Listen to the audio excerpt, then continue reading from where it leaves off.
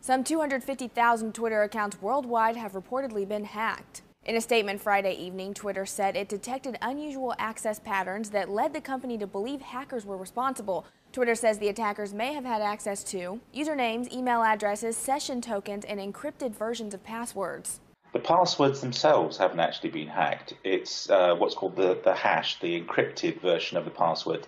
But unfortunately, in this day and age, that's almost as good. You can use the encrypted version to find out what the actual password is. According to CNET, most affected accounts are also among some of the service's earliest users, created in 2006 or 2007, and it appears the hackers behind the attacks did not target any specific group. If your account was among those hacked, Twitter has already reset the password, and you have already or will shortly receive an email saying so. Twitter urges users to use good password hygiene. That includes 10 or more characters, a mixture of uppercase, lowercase letters, numbers, and symbols, and different passwords for different accounts. This comes after two major U.S. newspapers suffered security breaches earlier this week. The New York Times claims hackers based in China gained access to email accounts for several staff writers, months after the paper published an unflattering article about the nation's premier, Wen Jiabao. And the Wall Street Journal is also blaming the Chinese, saying they want to spy on reporters covering China and other issues. The Telegraph reports the Chinese government has said those accusations are baseless and that China itself is a victim of cyber attacks.